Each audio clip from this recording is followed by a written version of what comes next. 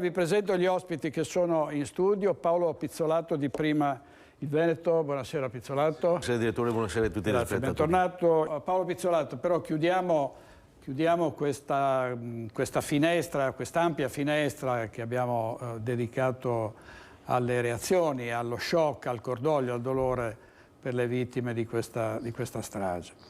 Tanto è stato detto, per cui sono cose che lasciano allibite queste.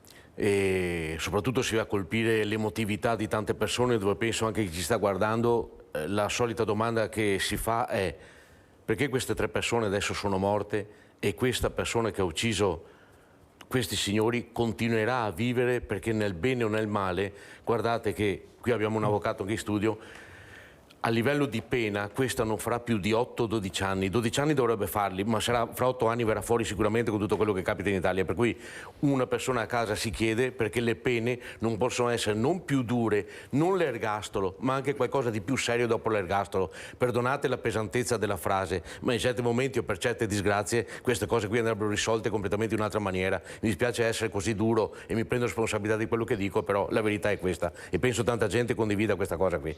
Poi, se parliamo di strade in Italia è meglio mettersi le mani nei capelli. Ho visto le strade di Santo Stefano dove è successo la disgrazia, con i marciapiedi completamente a raso, senza nemmeno un paletto, dove abbiamo visto invece la strada di Dolo che almeno qualche paletto l'aveva, per cercare di riparare i pedoni che potevano passeggiare lì. Per carità di Dio, non è di certo da colpa al comune, però in Italia manca assolutamente una sicurezza per poter camminare, per poter circolare, per poter fare un qualcosa. Le auto sono sempre più potenti, le carreggiate sono sempre più strette, nelle auto la gente continua ancora a telefonare, perché uno ogni 2, venendo anche qui facendo la strada, questa sera lo vedi col telefonino. Questa sera nel rettilineo di San Biagio di Callalta un'auto ucraina grossa e potente sorpassava in continuazione senza fanali tutti quelli che avevamo davanti, per cui non c'è assolutamente nessuna remora per compiere reato. Abbiamo visto cosa è successo a Roma con i ragazzi e tutti hanno sempre una giustificazione per qualcosa. La giustificazione è, giustamente, come ha detto anche prima il senatore Paolo Franco, che il paese inizia a essere un po' sballato sinceramente. Questa persona vive all'interno di un Audi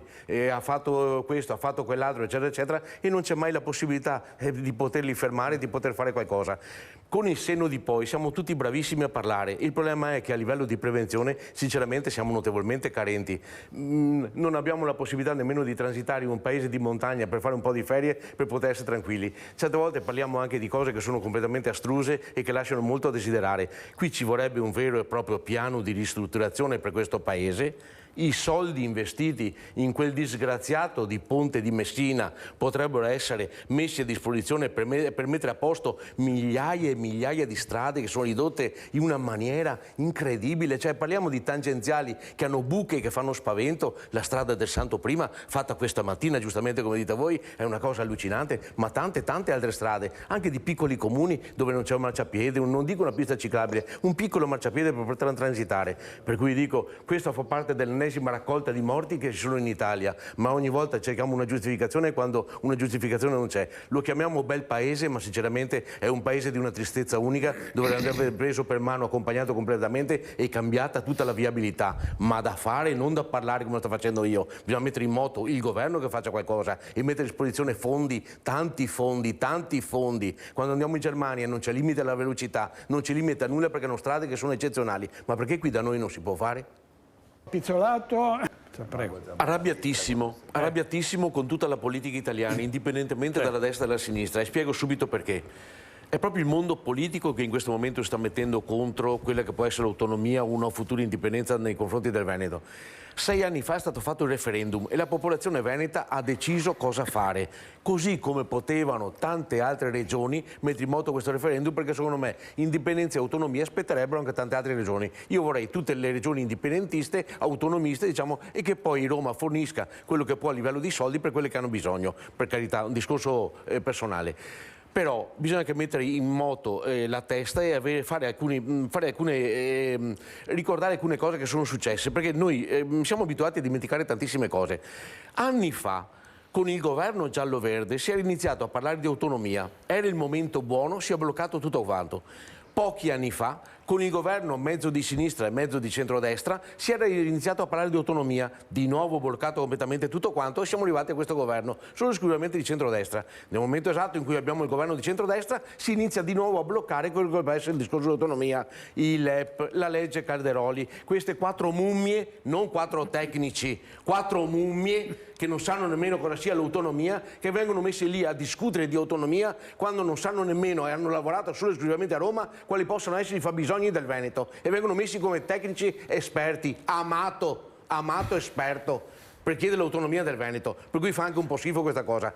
Di certo quello che fa rabbia è anche che la popolazione veneta sarebbe bello si muovesse come la Catalogna, cosa che non succederà mai. Noi non abbiamo un leader che scende in piazza, che ha determinati coraggi, che ha determinati motivi nella testa per poter condurre una vera e propria autonomia il Veneto facendo la ribellione come è successo in Catalogna. Noi siamo i soliti pecoroni, abbiamo fatto il nostro lavoro, cerchiamo di andare avanti, abbiamo i leppetti, abbiamo le lepri, abbiamo i coniglietti, eccetera, eccetera, ma andiamo avanti questa cosa. Ma dove vogliamo andare? Ci stiamo rendendo conto che in un paese dove chiediamo un po' di autonomia per cercare di spendere bene i nostri soldi, quelli finiscono sempre completamente e tutti al sud, cose che combattavamo anche come Lega Nord, io ero segretario della Nord tanti anni fa e ancora continuiamo a mandarli giù. Allora hanno sempre quel fabbisogno costante e continuo che è sempre l'elemosina da parte del nord. Tutto quello che arriva del PNR, 74% va al sud, i comuni non ce la fanno, avanziamo dei 12-17 miliardi di disavanzo e servono sempre per gli altri. Ma è possibile che non ci sia coraggio da parte dei veneti di sollevare un attimo la testa, di ribellarsi un momento e di dire questi soldi sono nostri e cerchiamo di fare meglio, in qualsiasi maniera si voglia fare. Ma soprattutto una cosa che mi chiedo e mi domando, stiamo parlando di non dare l'autonomia al Veneto da parte di uno Stato che permette alla Calabria di non fare un bilancio sulla sanità. Cioè ci rendiamo conto, scusate il termine, della presa per il culo che ci stanno facendo? Cioè la Calabria può permettersi di non fare il bilancio sanità e a noi invece tutto è assolutamente, siamo debitori nei confronti di tutti. Noi dobbiamo mandare avanti tutti, dobbiamo mandare su i soldi a Roma, eccetera, eccetera. Ma è possibile questa cosa? È possibile che ci sia gente a Roma che una volta combatteva per il federalismo e per il Nord, che adesso pensa solo e esclusivamente a fare il ponte sullo stretto di Messina? Vergognatevi! Pizzolato è d'accordo? Certo. È d'accordo, Pizzolato? Brevemente. Non so se la magistratura abbia ragione nei confronti della Sant'Acheo o se abbia torto.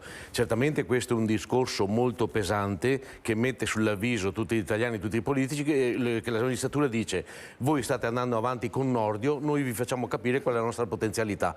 Nordio secondo me riuscirà a fare una briciola nell'arco della legislatura di tutto quello che ha in mente, perché verrà impedito da parte di tutto e di tutti, indipendentemente dal colore politico, di dare disturbo, di dar fastidio alla magistratura, che in Italia da anni è sempre così e va avanti così.